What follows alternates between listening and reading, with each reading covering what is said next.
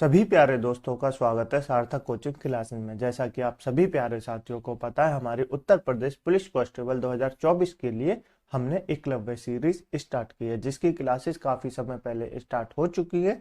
यदि आपने इससे पहले की क्लासेस नहीं देखी तो उनको अवश्य देख लें। उसकी लिंक मैंने आपको नीचे डिस्क्रिप्शन में दे दी है। प्लेलिस्ट बनी हुई है, आप क्रम वाइज तरीके से सारी क्लासेसों को ले सकते हैं और अपने नोट्स बना सकते हैं। ठीक है दोस्तों, आज जो हमारा पॉलिटी का टॉपिक है वो है मौलिक कर्तव्य और राष्ट्रपति। इन दोनों के बारे में आज हम जानेंगे इस क्लास में। किस किस के बारे में? फंडामेंटल ड्यूटीज एंड प्रेसिडेंट के बारे में आज हम इस क्लास में जानेंगे। ठीक है, तो चलिए बिना देर के हुए हमारी आज की पॉलिटी की क्लास स्टार्ट करते हैं। लेकिन उससे पहले जो प्यारे दोस्त नए हैं वो चैनल को सब्सक्राइब कर लेंगे, वीडियो को लाइक कर देंगे, दोस्तों में शेयर कर देंगे। ठीक है दोस्तों, चलिए अपनी क्लास स्टार्ट करते हैं। देखिए दोस्तों, सबसे पहले हम पढ़ेंगे मौलिक कर्तव्य यानी फंडामेंटल ड्यूटीज के बारे में। उसके बाद हम राष्ट्रपति के बारे में पढ़ेंगे। ठीक है दोस्तों, तो फंडामेंटल ड्यूटीज की तो हमने प्रावधान है कहाँ कहाँ से लिए, कैसे कैसे फंडामेंटल ड्यूटीज आए। देखिए दोस्तों, फंडामेंटल ड्यूटीज है ना, अपना जो पहला संविधान था, मतलब अपना जो प्रमुख संविधान था उसमें नहीं थे, इनको जोड़ा गया था। क्या? मौलिक कर्तव्य को जोड़ा गया था। तो यही हम जानेंगे किस देश से लिए, कैसे कैसे जोड़े, उसके बारे में जानेंगे। ठीक है दोस्तों, तो मौलिक कर्तव्य को प्रावधान के बारे में जान लेते हैं।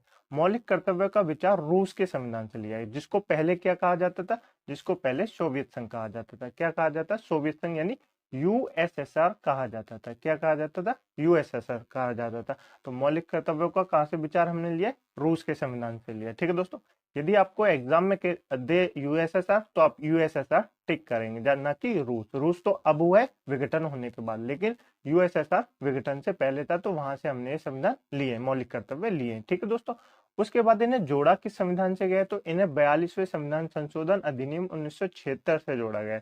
42वें संविधान मैंने आपको बताया था, इसको लघु संविधान क्यों कहते हैं दोस्तों? क्योंकि ये जो संविधान संशोधन है इससे बहुत सारी चीजें जोड़ी गई, मैंने आपको पहले भी बताई थी। ठीक है दोस्तों, तो आप बताएंगे 42वें संविधान संशोधन से और क्या क्या जोड़ा गया, ये आप कमेंट बॉक्स में बताएंगे। ठीक है दोस्तों, इसके द्वारा स्वर्ण सिंह समिति, कौन सी समिति है एग्जाम में पूछी जाती है, कौन सी समिति थी जिसके द्वारा मौलिक कर्तव्यों को जोड़ा गया? तो आप बताएंगे सरदार स्वर्ण सिंह समिति। कौन सी? सरदार स्वर्ण सिंह समिति के सिफारिश पर मौलिक कर्तव्यों को जोड़ा गया संविधान में। ठीक है दोस्तों, कौन से संविधान संशोधन से जोड़ा गया? तो आप बताएंगे 42वें संविधान संशोधन अधिनियम 1976 से जोड़ा गया। ठीक है दोस्तों, मूल रूप से मौलिक कर्तव्यों की संख्या 10 थी। कितनी थी जब इनको जोड़ा गया दोस्तों? तब इनकी संख्या 10 थी। बाद में 86वें संविधान संशोधन अधिनियम 2002 के द्वारा मध्य से एक और कर्तव्य को जोड़ा गया। देखिए दोस्तों, जब हमने इसको जोड़ा सबसे पहले तब कितने थे? तब 10 संख्या थी मौलिक कर्तव्यों को। अब कितने दोस्तों? फिर हमने 11वां जोड़ा, जिसको 86वें संविधान संशोधन अधिनियम 2002 के द्वारा जोड़ा गया। ठीक है दोस्तों, सभी 11 कर्तव्य संविधान के अनुच्छेद 51A भाग 4A में सूचीबद्ध है। किसमें? आपसे एग्जाम में पूछेगा मौलिक कर्तव्य किस अनुच्छेद में, तो आप बताएंगे 51A। किसमें? 51A के भाग 4A में। किसमें? 51A के भाग 4A में। ठीक है दोस्तों, तो आप ये नोट करेंगे। नेक्स्ट, राज्य के नीति निर्देशक सिद्धांत की तरह मौलिक कर्तव्य प्रकृति में गैर न्यायिक। जैसे दोस्तों मैंने आपको डीपीएस भी पढ़ाए थे पिछली क्लास में, तो वो क्या थे? गैर न्यायिक थे, मतलब उनको न्यायालय द्वारा संरक्षण प्राप्त नहीं था। ठीक है दोस्तों, ऐसे ही मौलिक कर्तव्य, मौलिक कर्तव्य क्या है? ये गैर न्यायिक है, मतलब सरकार हमसे ये नहीं कह सकती कि आप इन कर्तव्य का पालन करो, ये गैर न्यायिक है। ठीक है दोस्तों, न्यायिक क्या है दोस्तों? हमारे मौलिक अधिकार जो है वो सिर्फ न्यायिक है। ठीक है दोस्तों, अब तक जितना मैंने आपको पढ़ा है तो ये आपको याद हो गया होगा। आपको इसमें याद क्या क्या रखना है? सबसे पहले आपको याद रखना है कि मौलिक कर्तव्यों का विचार हमने कहाँ से लिया? तो आप बताएंगे रूस के संविधान से लिया, जिसको पहले क्या कहा जाता था? यूएसएसआर कहा जाता था। क्या कहा जाता था? यूएसएसआर कहा जाता था। इसे हमने 42वें संविधान संशोधन 1976 के द्वारा सरदार स्वर्ण सिंह समिति के सिफारिश पर संविधान में जोड़ा। मूल रूप से मौलिक कर्तव्यों की संख्या 10 थी। बाद में 86वें संविधान संशोधन अधिनियम 2002 के मध्य से एक और कर्तव्य जोड़ा गया। तो आपसे एग्जाम में ये भी पूछ सकता है जो 11वां संविधान संशोधन है वो कौन से अधिनियम के द्वारा जोड़ा? तो आप बताएंगे 86वें संविधान संशोधन अधिनियम 2002 के द्वारा जोड़ा गया। ठीक है दोस्तों, सभी 11 कर्तव्य संविधान के अनुच्छेद कौन से भाग में? तो आप बताएंगे 51A के भाग 4A में। किसमें? 51A के भाग 4A में। ठीक है दोस्तों, आप ये याद रखेंगे। और मौलिक कर्तव्य क्या है? गैर न्यायिक है। क्या है? गैर न्यायिक है, इसको न्यायालय द्वारा संरक्षण नहीं प्राप्त। ठीक है दोस्तों, आपको मौलिक कर्तव्यों का प्रावधान क्लियर हुआ? बिल्कुल क्लियर हो गया होगा। ठीक है दोस्तों, ये मैंने आपको बताया कि मौलिक कर्तव्य कहाँ कहाँ से लिए, कैसे कैसे जोड़े गए, कौन सी समिति के द्वारा जोड़े गए, कितने मौलिक कर्तव्य थे, ये सब मैंने आपको बता दिया किस अनुच्छेद में। ठीक है दोस्तों, अब जान लेते हैं कौन कौन से मौलिक कर्तव्य हैं। ठीक है दोस्तों, उनके बारे में पढ़ लेते हैं। ये दोस्तों आपसे एग्जाम में पूछा नहीं जाएगा, लेकिन आप याद रखेंगे, आपसे पूछा जाएगा। जो मैंने प्रावधान पढ़ाए उनमें से आपसे क्वेश्चन पूछे जाएंगे, इनको आप फिर भी याद रख लेंगे। ठीक है, चलिए अब पढ़ लेते हैं मौलिक कर्तव्य की सूची। तो मौलिक कर्तव्य कौन कौन से हैं उनके बारे में जान लेते हैं। संविधान का पालन करें, उसके आदर्श, संस्थाओं, राष्ट्रध्वज एवं राष्ट्रगान का आदर करें। पहला मौलिक कर्तव्य क्या है कि सभी जो भारत के लोग हैं संविधान का पालन करें, उसके आदर्शों, संस्थाओं, राष्ट्रध्वजों एवं राष्ट्रगान का आदर करें। क्या करें? राष्ट्रगान, राष्ट्रध्वज और संस्थाओं का आदर करें। ठीक है दोस्तों, ये पहला कर्तव्य है। नेक्स्ट है दोस्तों, स्वतंत्रता के लिए राष्ट्रीय आंदोलन को प्रेरित करने वाले उच्च आदर्शों के हृदय में संजोए रखें और उनका पालन करें। इसका मतलब क्या होता है? जैसे दोस्तों अपने सुभाष चंद्र बोस, चंद्रशेखर आजाद, भगत सिंह, ये सब क्या थे? स्वतंत्रता आंदोलनकारी थे। इनके प्रति अपने हृदय में संजोए रखें, मतलब इनके प्रति आदर भाव प्रकट करें, इनका अनादर ना करें। ये कहता है दूसरा मौलिक कर्तव्य। ठीक है दोस्तों, तीसरा मौलिक कर्तव्य क्या कहता है? तीसरा मौलिक कर्तव्य कहता है भारत की संप्रभुता, एकता और अखंडता की रक्षा करें तथा उसे अक्षुण्ण बनाए रखें। क्या दोस्तों? भारत की संप्रभुता, एकता और अखंडता की रक्षा करें तथा उसे अक्षुण्ण बनाए रखें। ठीक है दोस्तों, ये कहता है तीसरा मौलिक कर्तव्य। चौथा मौलिक कर्तव्य क्या कहता है दोस्तों? चौथा मौलिक कर्तव्य कहता है देश की रक्षा करें और आह्वान किए जाने पर राष्ट्र की सेवा करें। अर्थात दोस्तों आपके अंदर जैसे आपकी कोई जॉब नहीं लग रही तो आप देश के अंदर रह के भी देश की रक्षा तो कर ही सकते हैं, बिल्कुल कर सकते हैं। और जब आपकी देश को जरूरत हो तो आप वहां पे भी जा सकते हैं। ठीक है दोस्तों, उसके बाद भारत के सभी लोगों में समरसता और समान मातृत्व की भावना का निर्माण करें, जो धर्म, भाषा व प्रदेश या वर्ग आधारित सभी प्रकार के भेदभाव से परे हो। ऐसी प्रथाओं का त्याग करें जो स्त्रियों के सम्मान के विरुद्ध है। मौलिक कर्तव्य 5 क्या कहता है? देखिए दोस्तों, आप अपने देश के प्रति सम्मान और मातृत्व का भावना, जैसे हम अपने भारत को क्या मानते हैं? भारत माँ कहते हैं। क्या कहते हैं? भारत माँ कहते हैं। तो उसके प्रति हमको क्या रखना है? आदर रखना है। क्या करना है? आदर रखना है। इस धरती को, अपनी माँ को धर्म, भाषा व प्रदेश के नाम पे नहीं बांटना, मतलब उसका भेदभाव नहीं करना। तो ये क्या कहता है? 5वां मौलिक कर्तव्य कहता है। ठीक है दोस्तों, और स्त्रियों का अनादर नहीं करना। ठीक है दोस्तों, नेक्स्ट है हमारी सामाजिक संस्कृति की गौरवशाली परंपरा का महत्व समझें और उसका परीक्षण करें। हमारी जो सामाजिक संस्कृति है, हमारी संस्कृति कितनी बड़ी दोस्तों? आपको पता है हिंदुस्तान की संस्कृति लगभग 5000 साल पुरानी है। तो ये क्या एक महान संस्कृति है। इसकी गौरवशाली परंपरा को, महत्व को समझें और उसका परीक्षण करें। इसका कहीं भी आप अपमान ना करें। ये कौन सा कहता है? मौलिक कर्तव्य छठा कहता है। छठा मौलिक कर्तव्य ये कहता है। ठीक है दोस्तों, नेक्स्ट है दोस्तों प्रकृति पर्यावरण, जिसके अंतर्गत वन, झील, नदी और वन्य जीवाते की रक्षा करें, संवर्धन करें तथा परिणाम मात्र के लिए दया भाव रखें। देखिए दोस्तों 7वां मौलिक कर्तव्य क्या कहता है? पर्यावरण, यानी जो प्रकृति है हमारे पास उसकी रक्षा करें। झील, नदी, ये सब पर्यावरण में आती है दोस्तों, इनकी भी हमको रक्षा करनी है। जैसे हम नदी को गंदा कर देते हैं, उसमें कूड़ा डाल देते हैं, तो ऐसा नहीं करना। वो हमारे लिए ही हानिकारक है, क्योंकि आगे चल के वही हमारे पास पीने के लिए पानी आता है, नदी के रूप में बनता है, फिर वो नहर में जाता है, उसको फिर नल के रूप में आता है। तो क्या होता है? उसको गंदा नहीं करना, इनकी रक्षा करनी है। ठीक है दोस्तों, नेक्स्ट है वैज्ञानिक दृष्टिकोण से मानववाद और ज्ञान जड़ तथा सुधार की भावना का विकास करें। क्या करना है? देखिए वैज्ञानिक जो होते हैं, जैसे साइंटिफिक माइंड होता है, उसको आप डेवलप करें, अपने माइंड को साइंटिफिक सोचते सोचे। ठीक है दोस्तों, और ज्ञान उपार्जन, मतलब ज्ञान को अर्जित करें तथा सुधार की भावना का विकास करें।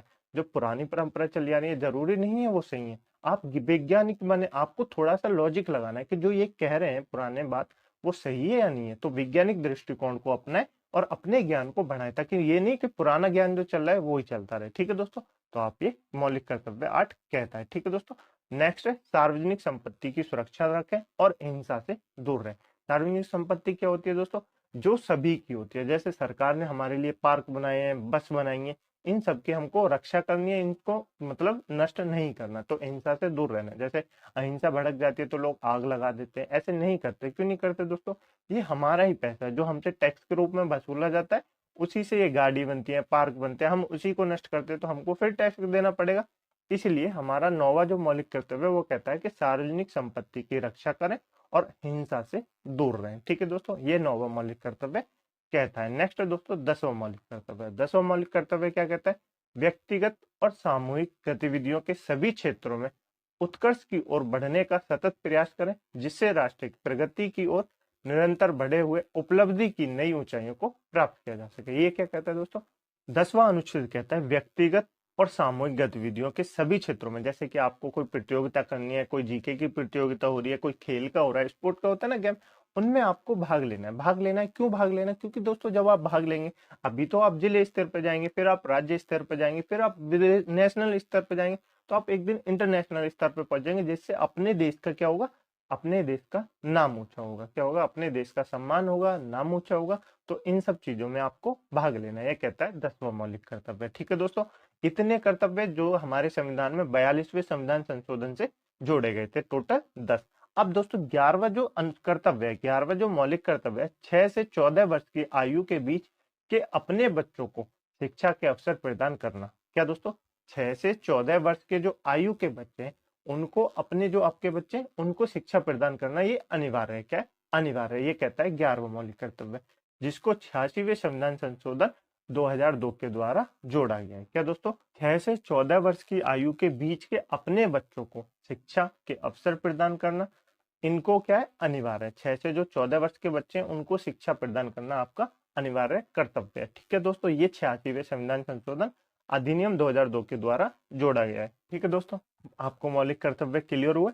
बिल्कुल क्लियर हो गए होंगे। जितना मुझसे हो सकता था मैंने आपको डिटेल में बताया कि मौलिक कर्तव्य क्या होते हैं, कहाँ से लिए गए, किस समिति से लिए, कितने मौलिक के कर्तव्य थे, कौन सा मौलिक कर्तव्य जोड़ा गया था, क्या क्या मौलिक कर्तव्य है, ये सब मैंने आपको बताने की कोशिश की है। ठीक है दोस्तों, अब चलते हैं जो हमारा दूसरा चैप्टर है, अगला चैप्टर है राष्ट्रपति। तो अब हम जान लेते हैं दोस्तों राष्ट्रपति के बारे में, यानी प्रेसिडेंट के बारे में।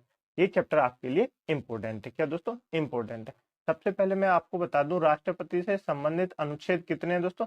राष्ट्रपति से संबंधित अनुच्छेद जो है 52 से लेके 61 तक है। 52 से लेके 61 तक है। अभी मैं आपको इनको डिटेल में बता देता हूँ। आगे चल के जब हम इसको एंड करेंगे तो मैं आपको ट्रिक बताऊंगा कि आप इनको ट्रिक से कैसे याद रखते हैं, राष्ट्रपति के जो अनुच्छेद है। ठीक है दोस्तों, चलिए स्टार्ट करते हैं अपना नेक्स्ट टॉपिक। नेक्स्ट टॉपिक दोस्तों हमारा राष्ट्रपति से संबंधित अनुच्छेद के बारे में पढ़ लेते हैं। सबसे पहला अनुच्छेद है अनुच्छेद 52। अनुच्छेद 52 क्या कहता है? भारत का एक राष्ट्रपति हो। क्या दोस्तों? भारत का एक राष्ट्रपति हो, ये कहता है अनुच्छेद 52। कौन सा कहता है? अनुच्छेद 52 कहता है। देखिए, भारत का राष्ट्रपति राज्य का प्रमुख होता है और वह पूरे राष्ट्र का प्रतीक होता है। ठीक है दोस्तों, राष्ट्रपति भारत का प्रथम नागरिक होता है। हालांकि भारत के संविधान में इसका स्पष्ट उल्लेख नहीं है। ठीक है दोस्तों, भारत गणराज्य की प्राथमिकता के क्रम के अनुसार जो भारत सरकार के अधिकारियों और गणमान्य व्यक्तियों को उनके कार्यकाल और रैंक के अनुसार सूचीबद्ध करता है। राष्ट्रपति देश में सर्वोच्च अधिकारी होता है। तो आपको इसमें से याद क्या क्या रखना है, मैं आपको बता रहा हूँ। सबसे पहले आपको याद रखना है अनुच्छेद 52 क्या कहता है कि भारत का एक राष्ट्रपति होगा। क्या? भारत का एक राष्ट्रपति होगा। भारत का राष्ट्रपति राज्य का प्रमुख होता है। किसका प्रमुख होता है? राज्य का प्रमुख होता है। जैसे आपको पता है कि किसी राज्य में अगर कोई मुख्यमंत्री नहीं होता तो वहां क्या लग जाता है? राष्ट्रपति शासन लग जाता है। क्या लग जाता है? राष्ट्रपति शासन लग जाता है। इसीलिए क्या, राज्य का प्रमुख जो है वो राष्ट्रपति है। कौन है? राज्य का जो प्रमुख है वो राष्ट्रपति है। उसके बाद आपको याद क्या रखना है, राष्ट्रपति जो है भारत का प्रथम नागरिक होता है। मतलब भारत का, अगर कहीं आपसे पूछे कि भारत का प्रथम नागरिक कौन है, तो आप बताएंगे राष्ट्रपति है। कौन है? राष्ट्रपति है। ठीक है दोस्तों, और राष्ट्रपति देश में सर्वोच्च अधिकारी होता है। जब पहला नागरिक होगा प्रथम नागरिक, तो सर्वोच्च अधिकारी भी कौन होगा? राष्ट्रपति होगा। कौन होगा? राष्ट्रपति होगा। ये हम आगे चल के पढ़ेंगे कि राष्ट्रपति किस किस को शपथ दिलाता है, कैसे कैसे दिलाता है, वो हम आगे चल के जानेंगे। ठीक है दोस्तों, अभी हम राष्ट्रपति से संबंधित अनुच्छेद पढ़ रहे हैं, तो उनको डिटेल में पढ़ेंगे। तो आपको अनुच्छेद 52 क्लियर हुआ? बिल्कुल क्लियर हो गया होगा। ठीक है दोस्तों, आपको अभी क्या याद रखना है, जब मैं आपको अंत में बताऊंगा तो मैं आपको ट्रिक से बता दूंगा। ठीक है दोस्तों, नेक्स्ट है अनुच्छेद 53। अनुच्छेद 53 दोस्तों मैं आपको ये डिटेल में क्यों बता रहा हूँ, क्योंकि यदि आपका कोई रिटर्न एग्जाम हो, जैसे यूपीएससी का हो, तो आपसे राष्ट्रपति के बारे में पूछे कि राष्ट्रपति के बारे में विस्तार से लिखे, तो आप ये लिख सकते हैं। ठीक है दोस्तों, चलिए आगे चले। अनुच्छेद 53। अनुच्छेद 53 क्या कहता है? अनुच्छेद 53 कहता है संघ की कार्यकारी शक्ति भारतीय राष्ट्रपति में निहित हो। क्या दोस्तों? और वह या तो सीधे या अपने अधीनस्थ अधिकारियों के माध्यम से उनका प्रयोग करे। वह केंद्र सरकार के कार्यकारी अधिकारियों के प्रमुख है। राष्ट्रपति भारत के रक्षा बलों के सर्वोच्च कमांडर हैं। देखिए दोस्तों क्या कहता है अनुच्छेद 53।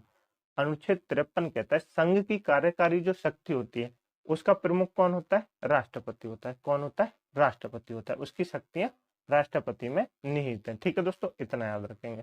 उसके बाद आपको याद रखना है राष्ट्रपति जो है भारत के रक्षा बलों, यानी जो तीनों अपनी कमांडर है, उनका क्या होता है, सर्वोच्च कमांडर होता है। अब कौन सा पद बन गया, अब बन गया सीडीएस, जिसको कहते हैं चीफ डिफेंस स्टाफ। क्या कहते हैं, चीफ डिफेंस स्टाफ। ठीक है दोस्तों, अब ठीक है दोस्तों, तो आप अनुच्छेद 53 से इतना याद रखेंगे। क्या क्या याद रखेंगे, संघ की कार्यकारी शक्ति भारत के राष्ट्रपति में निहित है, ये अनुच्छेद 53 कहता है। और राष्ट्रपति जो है भारत के रक्षा बलों का, जो तीनों अपनी रक्षा बल है, वायुसेना, थल सेना और जल सेना, तो इन तीनों का प्रमुख कौन है, राष्ट्रपति है। ठीक है दोस्तों, क्लियर हुए आपके दोनों अनुच्छेद, बिल्कुल क्लियर हो गए होंगे। आगे चले, चलिए नेक्स्ट है दोस्तों अनुच्छेद 54। अनुच्छेद 54 क्या कहता है दोस्तों, भारत के राष्ट्रपति का निर्वाचन। अनुच्छेद 54 में क्या, भारत के राष्ट्रपति का निर्वाचन अनुच्छेद 54 में। ठीक है दोस्तों, इससे संबंधित राष्ट्रपति का चुनाव सीधे लोगों द्वारा नहीं किया जाता है, बल्कि वह निर्वाचन मंडल द्वारा चुना जाता है। तो आप इसको नोट करेंगे, 3 स्टार बनाएंगे। आपसे एग्जाम में पूछेगा कि भारत के राष्ट्रपति के चुनाव में कौन कौन भाग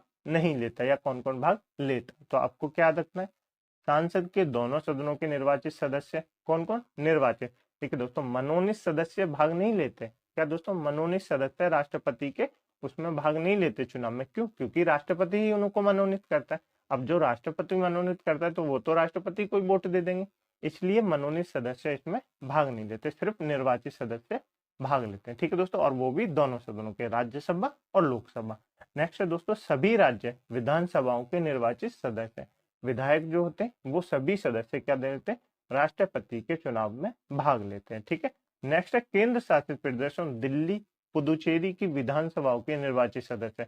आपसे एग्जाम में पूछेगा ऐसी कौन सी यूटी है जिनके जो विधायक हैं वो राष्ट्रपति के चुनाव में भाग लेते हैं, तो आप बताएंगे दिल्ली और पुदुचेरी, दिल्ली और पुदुचेरी। ठीक है दोस्तों, यह प्रावधान 1952 के 70वें संविधान संशोधन अधिनियम द्वारा जोड़ा गया था। तो आपको पता चला कि राष्ट्रपति के चुनाव में कौन कौन भाग लेता है, संसद के दोनों सदन, दो संसद के दोनों सदन होते हैं, राज्यसभा लोकसभा के दोनों सदस्य, क्या दोस्तों, के निर्वाचित सदस्य, और सभी राज्य विधानसभाओं के निर्वाचित सदस्य, और 2 ऐसी यूटी हैं जिनके जो विधायक हैं वो भी राष्ट्रपति के चुनाव में भाग लेते हैं, एक तो दिल्ली, एक पुदुचेरी। ठीक है, क्लियर हुआ, बिल्कुल क्लियर हुआ। नेक्स्ट है दोस्तों अनुच्छेद 55। अनुच्छेद 55 क्या कहता है, अनुच्छेद 55 कहता है भारत के राष्ट्रपति के चुनाव के तरीके से संबंधित प्रावधान, मतलब भारत का राष्ट्रपति के चुनाव कैसे कैसे होगा उसके प्रावधान है अनुच्छेद 55 में। किसमें, अनुच्छेद 55 में। ठीक है दोस्तों, जैसे पढ़ते हैं, विभिन्न राज्यों के प्रतिनिधित्व के पैमाने पर एक रूपता और समग्र रूप से राज्यों और संघ के बीच समानता होनी चाहिए। इस प्रयोजन के लिए निर्वाचन मंडल, संसद और राज्य विधानसभाओं के निर्वाचित सदस्य, मैंने आपको बता दिया कौन कौन भाग लेंगे, बिल्कुल बता दिया, द्वारा डाले जाने वाले मतों की संख्या इस प्रकार निर्धारित की जाती है। आपको याद नहीं रखना, इसको रहने दीजिए। ये आपको याद रखना है, राष्ट्रपति के चुनाव में एकल संक्रमणीय मत और गुप्त मतदान के मध्य से अनुपातिक प्रतिनिधि प्रणाली को नियोजित किया जाना चाहिए। मतलब गुप्त मतदान से क्या होता है, राष्ट्रपति का चुनाव गुप्त मतदान से डाला जाता है। तो आप इतना याद रखेंगे। अनुच्छेद 55 में क्या याद रखेंगे, अनुच्छेद 55 में दिया है राष्ट्रपति के चुनाव का तरीका। क्या दिया है, राष्ट्रपति के चुनाव का तरीका। ठीक है, आगे चले, चलिए आगे चलते हैं। दोनों क्लियर हुए, बिल्कुल क्लियर हुआ। नेक्स्ट है अनुच्छेद 56। अनुच्छेद 56 क्या कहता है, राष्ट्रपति के पद की अवधि, मतलब राष्ट्रपति के कार्यकाल के बारे में बताया गया अनुच्छेद 56 में। किसमें बताया गया, अनुच्छेद 56 में। यह निम्नलिखित प्रावधान है, राष्ट्रपति कार्यकाल में प्रवेश करने की तिथि से 5 वर्ष तक पद धारण करता है।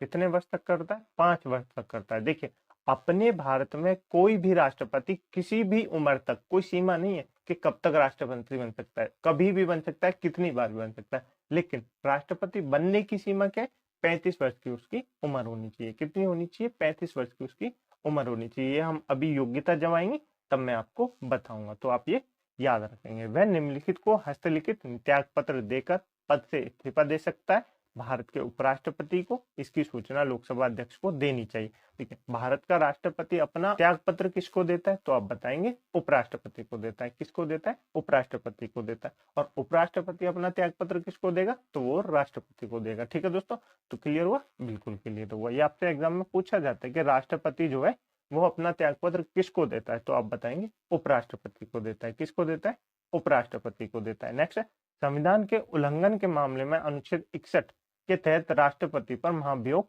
चलाया जाएगा, या को इम्पीचमेंट ऑन प्रेसिडेंट चलाया जाता है, ये कहते हैं। तो ये हम अनुच्छेद 61 अभी आगे चल के पढ़ेंगे, तब मैं आपको महाभियोग के बारे में डिटेल में बताऊंगा। ठीक है दोस्तों, नेक्स्ट है, राष्ट्रपति कार्यकाल समाप्त होने के बाद भी पद पर बने रह सकते हैं जब तक कि उत्तराधिकारी पद ग्रहण नहीं कर लेता। तो राष्ट्रपति कब तक अपने पद पर बना रहता है? जब तक जो उसका उत्तराधिकारी आ जाता है, यानी दूसरा राष्ट्रपति चुन के ना आ जाए तब तक वही राष्ट्रपति अपने कार्यकाल मतलब अपने पद पर बना रहता है। क्लियर हुआ आपको? बिल्कुल क्लियर हुआ। अनुच्छेद 56 में क्या गया? राष्ट्रपति के कार्यकाल की अवधि बताई गई है। ठीक है दोस्तों। नेक्स्ट है दोस्तों अनुच्छेद 57। अनुच्छेद 57 क्या कहता है? इस अनुच्छेद के अनुसार वर्तमान में धारण करने वाला व्यक्ति या राष्ट्रपति का पद धारण करने वाला व्यक्ति उस पद के लिए पुनः निर्वाचन के लिए पात्र है। संयुक्त राज्य अमेरिका के विपरीत व्यक्तियों को भारत के राष्ट्रपति के रूप में कितनी भी बार फिर से चुना जा सकता है? मैंने आपको बताया था। देखिए ये क्या कहता है अनुच्छेद 57। अनुच्छेद 57 कहता है कि राष्ट्रपति जो है वो अपना पद कितनी भी बार पुनः निर्वाचन हो सकता है। मैंने आपको बताया कितनी भी बार नियुक्त हो सकता है, लेकिन भारत में सिर्फ एक ही राष्ट्रपति ऐसे हुए जो सिर्फ 2 बार निर्वाचित हुए। कौन है? डॉक्टर राजेंद्र प्रसाद। कौन है? डॉक्टर राजेंद्र प्रसाद। जैसे राज्य अमेरिका, संयुक्त राज्य अमेरिका में विपरीत व्यक्तियों के भारत के राष्ट्रपति के रूप में कितनी भी बार फिर से चुना जा सकता है। अमेरिका में क्या होता है दोस्तों? अमेरिका में सिर्फ राष्ट्रपति को 2 बार चुना जा सकता है। क्या दोस्तों? अमेरिका में राष्ट्रपति को 2 बार चुना सकता है, लेकिन भारत में कितनी भी बार चुना जा सकता है।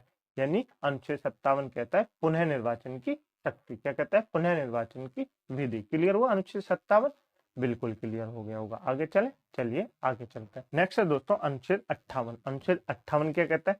राष्ट्रपति के रूप में चुनाव के लिए आवश्यक योग्यताओं से संबंधित है और वह इस प्रकार है। ये आपको 3 स्टार बना के रखना है, क्योंकि आपसे एग्जाम में पूछा जाता है कि राष्ट्रपति से संबंधित योग्यताओं में निम्नलिखित में से कौन सी नहीं आती। तो आपको याद रखना है कौन कौन सी उसमें आती हैं। सबसे पहले वह भारत का नागरिक हो, ये सबसे इंपॉर्टेंट है। वह भारत का नागरिक होना चाहिए तभी वह राष्ट्रपति बन सकता है। उसकी आयु 35 वर्ष से अधिक होनी चाहिए। बिल्कुल, क्योंकि 35 वर्ष से कम होगी तो वो राष्ट्रपति का पद नहीं ग्रहण कर सकता। नेक्स्ट दोस्तों, वह लोकसभा अर्थात लोकसभा के सदस्य के रूप में चुनाव के लिए योग्य होना चाहिए। तो लोकसभा में चुनाव लड़ने के लिए कितनी उम्र होनी चाहिए? तो आप बताएंगे 25 वर्ष होनी चाहिए। कितनी होनी चाहिए? 25 वर्ष। जब मैं आपको सांसद चैप्टर पढ़ाऊंगा ना, एक संसद, तब मैं आपको ये बताऊंगा। ठीक है दोस्तों। नेक्स्ट है, उसे संघ या किसी राज्य सरकार या किसी स्थानीय या सार्वजनिक प्राधिकरण के अधीन लाभ का कोई पद धारण नहीं करना चाहिए। जैसे वो कोई सरकारी जॉब पे ना हो, जैसे मतलब कोई भी लाभ का पद हो उस पे ना हो, तो वो राष्ट्रपति बनने के योग्य है, मतलब राष्ट्रपति बनने की योग्यता रखता है। क्या क्या? वह भारत का नागरिक होना चाहिए, उसकी उम्र 35 वर्ष से अधिक होनी चाहिए, वह लोकसभा अर्थात लोकसभा के सदस्य के रूप में चुनाव के लिए योग्य होना चाहिए। तो ये 25 वर्ष के यहाँ पे ये वो नहीं है। यहाँ पे मतलब लोकसभा के चुनाव जो होंगे ना, मतलब लोकसभा में सदस्य के चुनने जो उसकी योग्य है वो होना चाहिए। 25 वर्ष तो उसकी एज होगी तो वो राष्ट्रपति कैसे बन लेगा? क्योंकि उसकी उम्र तो 35 वर्ष होनी चाहिए। ठीक है दोस्तों। नेक्स्ट है, उसे संघ या किसी राज्य सरकार या किसी स्थानीय या सार्वजनिक मतलब किसी लाभ के पद पर नहीं होना चाहिए। क्या? किसी लाभ के पद पर नहीं होना चाहिए, तो वो राष्ट्रपति के चुनाव के लिए योग्यता रखता है। ठीक है। नेक्स्ट है अनुच्छेद 59। अनुच्छेद 59 क्या कहता है?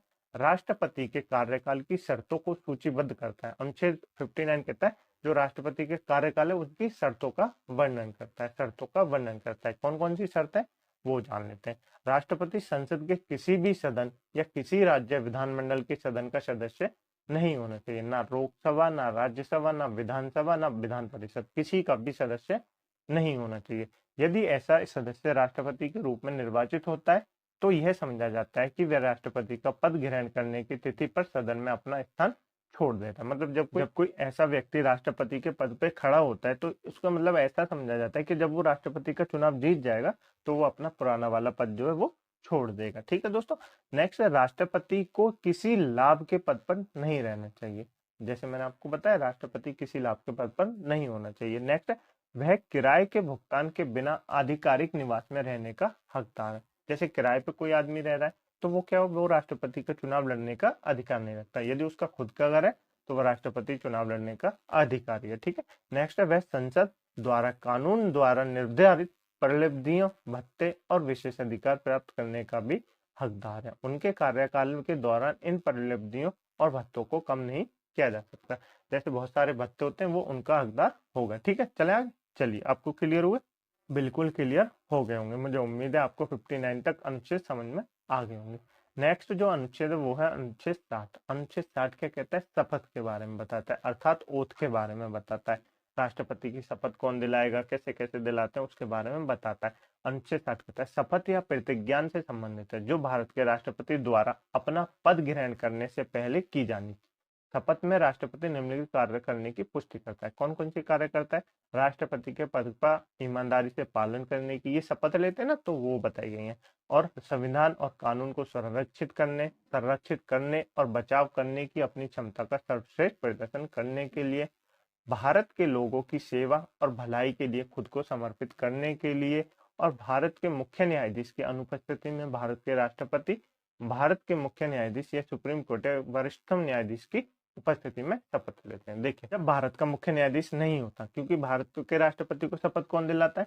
तो भारत का मुख्य न्यायाधीश दिलाता है, यानी चीफ जस्टिस ऑफ इंडिया दिलाता है। लेकिन यदि किसी कारणवश भारत के मुख्य न्यायाधीश नहीं है, तो जो सुप्रीम कोर्ट में जो वरिष्ठतम जो न्यायाधीश होगा, मतलब जो सबसे बुजुर्ग जो न्यायाधीश होंगे, उनके द्वारा राष्ट्रपति को शपथ दिलाई जाएगी। क्या दिलाई जाएगी? उनके द्वारा शपथ दिलाई जाएगी। तो आपसे एग्जाम में पूछेगा कि भारत के राष्ट्रपति को शपथ कौन दिलाता है, तो आप बताएंगे भारत के मुख्य न्यायाधीश। कौन?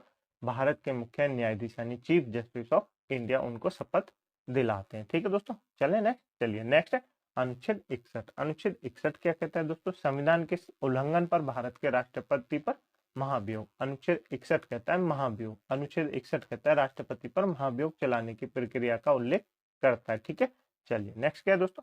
संसद का कोई भी सदन महाभियोग की प्रक्रिया शुरू कर सकता है। ये एग्जाम में पूछा जाता है। देखिए दोस्तों, राष्ट्रपति पर जब महाभियोग चलाना हो तो आपसे एग्जाम में पूछेगा कि किस सदन में जो महाभियोग की प्रक्रिया है वो चलाई जाएगी। तो आप बताएंगे किसी भी सदन से प्रक्रिया शुरू कर सकते हैं। क्या कर सकते हैं? किसी भी सदन से प्रक्रिया शुरू कर सकते हैं। उस सदन के कुल सदस्यों के 1/4 भाग द्वारा आरोप पर हस्ताक्षर किए जाने चाहिए जो महाभियोग की शुरुआत कर सकते हैं। मतलब दोस्तों, किसी भी सदन में आप जो ये प्रक्रिया स्टार्ट करेंगे तो उसके 1/4 सदस्यों के उस पर हस्ताक्षर होने चाहिए, तभी ये महाभियोग चलाया जा सकता है। ठीक है, नेक्स्ट, प्रस्तावित पारित करने से पहले पहल करने वाले सदन के लिए राष्ट्रपति को 14 दिन पहले, अर्थात 14 दिन पहले उनको नोटिस देना पड़ेगा कि आपके ऊपर महाभियोग की प्रक्रिया चलाई जाएगी। ठीक है, नेक्स्ट, नोटिस के अवधि के बाद प्रस्ताव सदन की कुल सदस्यता का 2/3 बहुमत के साथ आरंभ करने वाली सदन द्वारा पारित किया जाना चाहिए। जब कोई दोस्तों राष्ट्रपति पर महाभियोग की प्रक्रिया का स्टार्ट करता है कोई सी सदन, तो उसके जब मतलब आप उसको नोटिस दे देते हैं, राष्ट्रपति को नोटिस दे देते हैं 14 दिन का। ठीक है, उसके बाद आपको क्या करना है? कुल सदस्यों के 2/3 बहुमत के साथ आरंभ करने वाली सदन द्वारा पारित किया जाता है। मतलब 2/3 जो आपको सदन की बहुमत है वो लानी पड़ेगी, तभी आप राष्ट्रपति पर महाभियोग चला सकते हैं, मतलब महाभियोग पारित हो सकता है। ठीक है, क्लियर हुआ आपको दोस्तों? बिल्कुल क्लियर हो गया होगा। आगे चलिए आगे चलते हैं। और क्या क्या है दोस्तों महाभियोग के बारे में? एक बार प्रस्ताव पारित हो जाने के बाद दूसरे सदन सांसद राष्ट्रपति के खिलाफ आरोप की जांच करने के लिए या तो न्यायिक समिति की नियुक्ति करके या स्वयं द्वारा जांच करने के लिए पाते हैं। जैसे कोई राष्ट्रपति पर महाभियोग चला देता है तो वो उनसे संतुष्ट नहीं है, तो वो क्या कर सकते हैं? अपनी न्यायिक जांच कर सकते हैं और किसी और के द्वारा अपनी न्यायिक जांच करा सकते हैं। ठीक है, नेक्स्ट है जांच के दौरान राष्ट्रपति को एक वकील के साथ पेश होना होगा और आरोपों को बचाव करने का अधिकार है। मतलब राष्ट्रपति के पास कोई आरोप लग जाए तभी तो महाभियोग चलेगा, तो उनको इसके लिए एक वकील होगा उनके साथ, और यदि आरोप सिद्ध हो जाता है तो उन पर महाभियोग हो जाएगा और वो राष्ट्रपति पद से हट जाएंगे, और नहीं होता तो वो राष्ट्रपति पद पर बने रहेंगे। ठीक है, नेक्स्ट है यदि राष्ट्रपति को आरोपों के लिए दोषी नहीं पाया जाता तो संकल्प व्यापकता हो जाएगा। दोषी होने के मामले में दूसरे सदन द्वारा सदन की कुल सदस्यता के 2/3 बहुमत के साथ संकल्प पारित किया जाता है। ठीक है, चलिए नेक्स्ट, संकल्प का प्रभाव राष्ट्रपति को उसके पद से हटाने का प्रभाव उस तारीख से होगा जिस तारीख को संकल्प इस पारित किया जाता है। ठीक है दोस्तों, आपको इतना क्लियर हो? ये मैंने आपको डिटेल में इसलिए बताया ताकि आप जब रिटन एग्जाम देते हैं तो आप इसमें लिख सकते हैं। अब देखिए, जिस चीज का आपको इंतजार था वो मैं बताता हूँ। ये दोस्तों राष्ट्रपति को याद करने की मोस्ट इंपोर्टेंट ट्रिक है। क्या दोस्तों? मोस्ट इंपोर्टेंट ट्रिक है। आप इस ट्रिक से राष्ट्रपति के जितने अनुच्छेद थे, अनुच्छेद 52 से लेकर 61 तक 2 सेकंड में याद कर लेंगे। ठीक है, चलिए कैसे याद करेंगे? आपको ट्रिक याद रखनी है। पकानी कोका दुयोदशम, बोलिए पकानी कोका दुयोदशम 3-4 बार बोलिए तो आपको याद हो जाएगी। पकानी कोका दुयोदशम, पकानी कोका दुयोदशम। अब कैसे याद रखेंगे? पैसे क्या होता है? पैसे होता है पद। क्या होता है? पैसे होता है पद, यानी राष्ट्रपति का पद। कैसे क्या होता है? कैसे होता है? कार्यपालिका का प्रधान। मैंने आपको बताया था राष्ट्रपति क्या होता है? कार्यपालिका का प्रधान होता है। नी से क्या होता है? निर्वाचन। राष्ट्रपति के निर्वाचन जो संबंधित है वो अनुच्छेद 54 में है। ठीक है दोस्तों, को से क्या होता है, कोटा, यानी जैसे जब रिक्ति हो जाती है तो उसको बताया गया अनुच्छेद अनुच्छेद 55 में। उसके बाद क्या है, का मतलब कार्यकाल, राष्ट्रपति के कार्यकाल से संबंधित जो जानकारी है अनुच्छेद 56 में बताई गई है। दुयो माने क्या होता है, दो माने होता है दोबारा नियुक्ति, जो एक बार फिर से री इलेक्ट होते हैं राष्ट्रपति, उसके बारे में बताया गया। ठीक है, अनुच्छेद 57 में। और यो माने क्या होता है, यो माने होता है योग्यता, क्या होता है, यो माने होता है योग्यता। योग्यता किसमें बताई गई है, अनुच्छेद 58 में बताई गई है। दय माने क्या होता है, दय माने होता है दशाएं, जैसे राष्ट्रपति किस किस दशा में अपने पद पर बना रहता है। ठीक है, नेक्स्ट है सम। सम माने क्या होता है, स माने होता है शपथ, क्या होता है, स माने होता है शपथ। और मैं माने क्या होता है, मैं माने होता है महाभियोग। तो आपको क्लियर हुए 52 से 61 तक। अब मैं आपको ये बताता हूँ। देखिए पहला क्या है, राष्ट्रपति का पद, पी माने पद, राष्ट्रपति का पद अनुच्छेद 52 में दिया गया है। अनुच्छेद 53 में क्या दिया गया है, कार्यपालिका का प्रधान होगा। अनुच्छेद 54 में क्या दिया गया कि उसका निर्वाचन कैसे होगा। अनुच्छेद 55 में क्या दिया गया, कोटा या रिक्ति दी गई है। अनुच्छेद 56 में क्या दिया गया, कार्यालय दिया गया, मतलब उसका कार्यकाल दिया गया है। नेक्स्ट है अनुच्छेद 57। अनुच्छेद 57 में क्या दिया गया, उसकी दोबारा नियुक्ति के बारे में, यानी री इलेक्ट के बारे में बताया गया है। नेक्स्ट है उसकी योग्यताएं, योग्यताएं राष्ट्रपति की जो योग्यताएं उनके बारे में अनुच्छेद 58 में बताया गया। अनुच्छेद 59 में क्या बताया गया, दशाएं या विकार, क्या बताई गई, दशाएं या विकार। और अनुच्छेद 60 में क्या बताया गया, शपथ के बारे में बताया गया। और अनुच्छेद 61 में क्या बताया गया, अनुच्छेद 61 में बताया गया महाभियोग, क्या बताया गया, महाभियोग। तो आपको राष्ट्रपति से संबंधित सारे आपको अनुच्छेद क्लियर हुए। ट्रिक भी मैंने आपको बता दी, डिटेल में भी मैंने आपको बता दिया, मौलिक कर्तव्य भी मैंने आपको बता दिया, डिटेल में बता दिए कहाँ कहाँ से लिए गए, कौन सी समिति से लिए गए, कैसे कैसे आए, तो मैंने आपको ये सब बता दिया। ठीक है दोस्तों, मुझे उम्मीद है आपको क्लास अच्छी लगी होगी। यदि आपको क्लास अच्छी लगी तो दोस्तों वीडियो को लाइक जरूर कर दें, चैनल को सब्सक्राइब कर लें और कमेंट करके जरूर बताएं कि आपको क्लास कैसी लगी, आपको क्लास अच्छी लगी या नहीं लगी, आपको समझ में आ रही है या नहीं आ रही है। यदि आप बता सकते हैं अपने ओपिनियन अवश्य बताएं, क्योंकि हम में कोई कमी होगी तो हम उसको सुधार सकते हैं। ठीक है, वैसे मुझे उम्मीद है आपको क्लास अच्छी लगी होगी और आपको समझ में आ रहे होंगे। ठीक है दोस्तों, मिलते हैं अगली क्लास में एक नए चैप्टर के साथ। तब तक के लिए अपनी पुरानी क्लासों का रिवीजन अवश्य कीजिए और अपने नोट्स अवश्य बनाइए। ठीक है दोस्तों, क्योंकि नोट्स आप नहीं बनाएंगे तब तक आपको कुछ समझ में कम आएगा। क्योंकि दोस्तों जब आप नोट्स बनाते हैं ना तो आधा तो आपको वैसे याद होता है, जब आप लिखेंगे तो आपको आधा वैसे ही याद हो जाएगा। इसलिए आप नोट्स अपने हाथों से जरूर बनाइए। इस क्लास की पीडीएफ डाउनलोड करने के लिए आप हमारे टेलीग्राम ग्रुप को ज्वाइन कर सकते हैं, जिसकी लिंक मैंने आपको नीचे डिस्क्रिप्शन में दे दिया। ठीक है दोस्तों, यदि आपकी लिंक नहीं खुलती तो आप टेलीग्राम पे जाइए और वहां पे सार्थक कोचिंग क्लासेस सर्च कीजिए तो हमारा चैनल ऊपर ही आ जाएगा। ठीक है, वहां से आप पीडीएफ डाउनलोड करके उससे अपने नोट्स बना लीजिए। ठीक है दोस्तों, मुझे उम्मीद है आपको क्लास अच्छी लगी होगी। यदि आपको क्लास अच्छी लगी तो वीडियो को लाइक कर दें, दोस्तों में शेयर कर दें, चैनल को सब्सक्राइब जरूर कर दें। ठीक है दोस्तों, मिलते हैं अगली क्लास में एक नए चैप्टर के साथ। तब तक के लिए अपना ध्यान रखिएगा। जय हिंद, जय भारत।